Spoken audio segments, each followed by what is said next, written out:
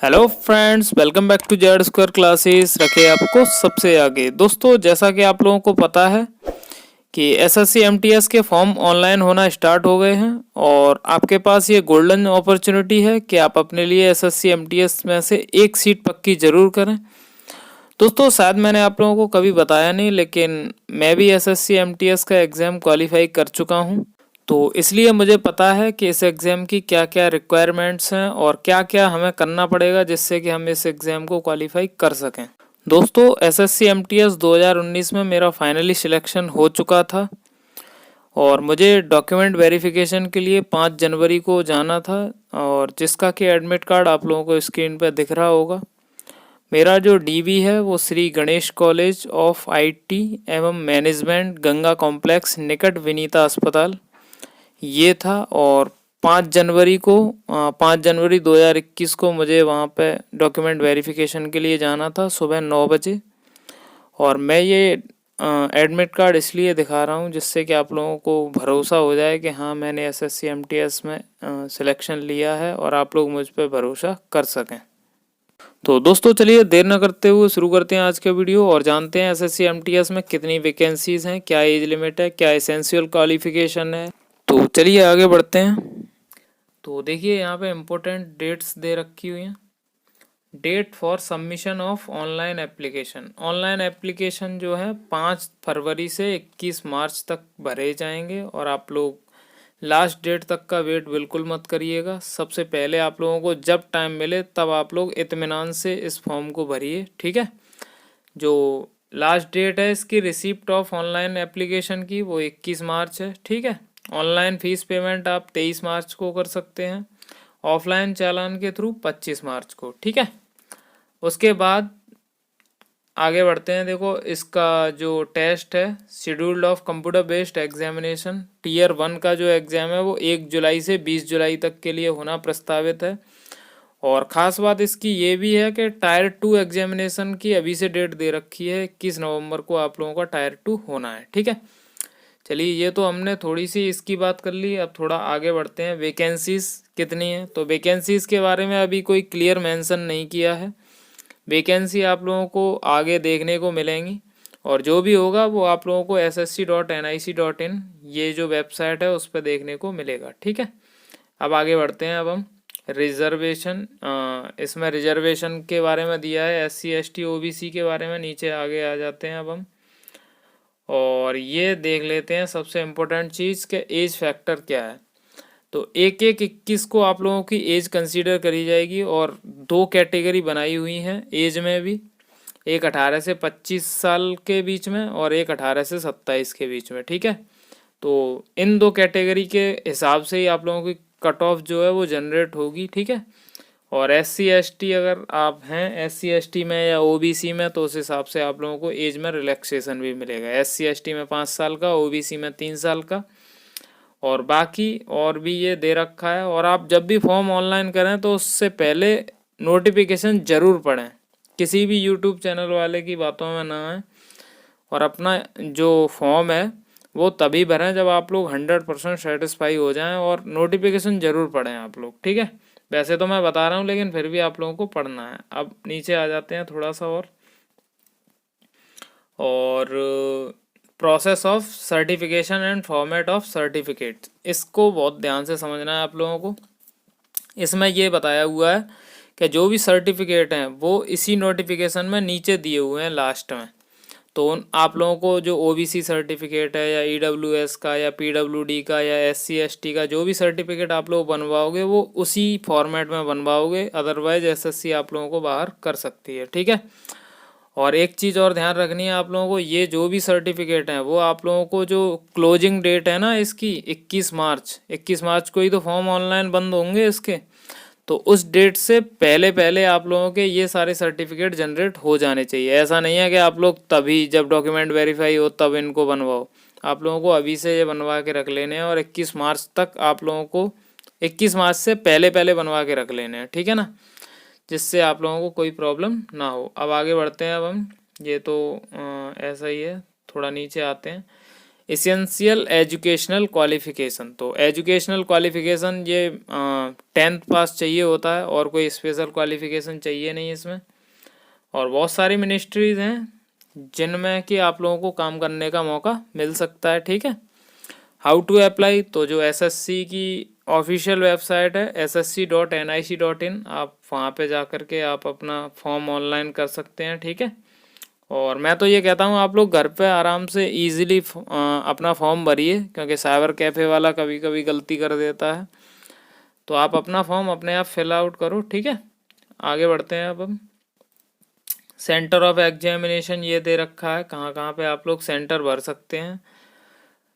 उसके बाद scheme of examination, ये सबसे इम्पोर्टेंट फैक्टर है इसका। तो जो स्कीम है एग्जामिनेशन की, जो पेपर होना है वो 2 पेपर होंगे। एक पेपर फर्स्ट है जो कि ऑब्जेक्टिव टाइप होगा, कंप्यूटर बेस्ड एग्जामिनेशन टेस्ट होगा, और जो दूसरा है वो होगा डिस्क्रिप्टिव पेपर, ठीक है।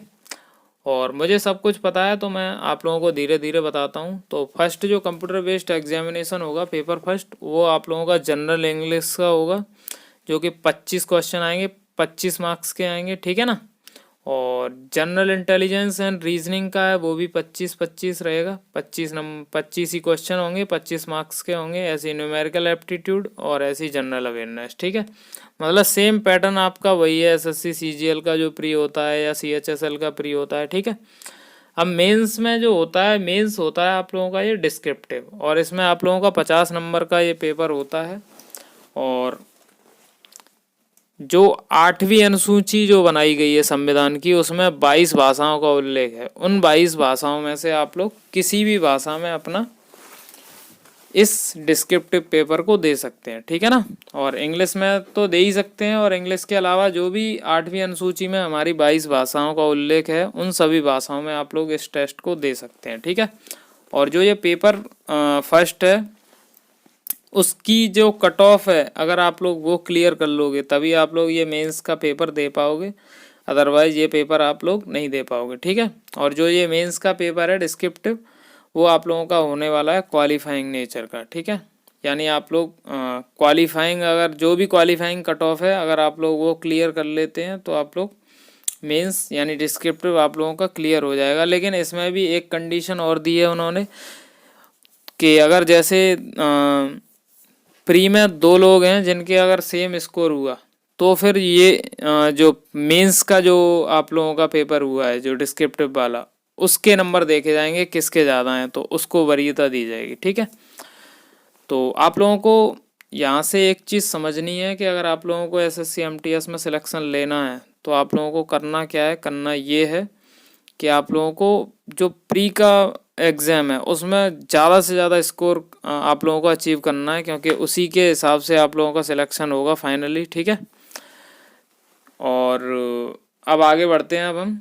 तो आप लोग प्री के लिए बहुत अच्छे से मेहनत करिए, और डिस्क्रिप्टिव क्वालिफाइंग नेचर का है तो वो ज़्यादा मैटर नहीं करता, लेकिन अगर आप लोगों के प्री में नंबर बहुत अच्छे होंगे तो आप लोगों के सिलेक्शन के चांसेस भी बहुत ज़्यादा रहेंगे, ठीक है। और मैं आप लोगों की समय समय पे आकर के थोड़ी हेल्प करता रहूँगा, ठीक है। ये सारा का सारा यहाँ पे दे रखा है कि इंग्लिश लैंग्वेज से क्या क्या आना है, जनरल इंटेलिजेंस रीजनिंग से क्या आना है। मैंने इस एग्ज़ाम को क्वालिफाई किया है, तो मुझे सारा का सारा इसके बारे में पता है कि कैसे कैसे क्या पढ़ना है क्या नहीं पढ़ना। और मैं अपने इस यूट्यूब चैनल पे भी आप लोगों की समय समय पे आके हेल्प करता रहूँगा, गाइड करता रहूँगा, कैसे कैसे आप लोगों को क्या हेल्प करनी है मुझे। अगर आपने अभी तक हमारा चैनल सब्सक्राइब नहीं किया है तो सब्सक्राइब करके बेल आइकन ज़रूर प्रेस करें, क्योंकि मैं तभी आप लोगों की हेल्प कर पाऊँगा जब आप लोग मेरे साथ जुड़े होंगे, ठीक है।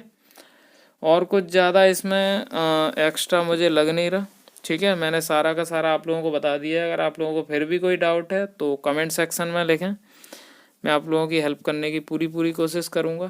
अब जान लेते हैं कि एसएससी एमटीएस में मैंने किस प्रकार सिलेक्शन लिया। सबसे पहले बात कर लेते हैं जीएस की। जीएस में सबको प्रॉब्लम होती है, तो जीएस मैंने जो है लूसेंट से कवर करी थी। आप लोग भी उस बुक को प्रेफर कर सकते हैं, बहुत अच्छी बुक है। और करंट अफेयर मैंने यूट्यूब से ही पढ़ा था। आपको जो चैनल अच्छा लगता है आप वहाँ से करंट अफेयर पढ़ सकते हैं, ठीक है।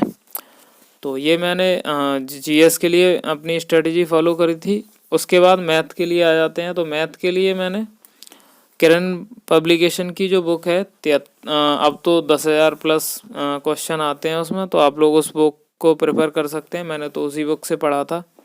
या फिर आप राकेश यादव की भी बुक को प्रेफर कर सकते हैं, वो भी बहुत बेहतरीन बुक है, क्योंकि उसमें जो सॉल्यूशन है वो अच्छे तरीके से दिए हैं as compare to Kiran publication. ठीक है, तो आप लोग इन 2 बुक में से किसी को भी प्रेफर कर सकते हैं। लेकिन अगर आप लोग कोचिंग नहीं ले रहे हैं तो बड़ी दिक्कत है।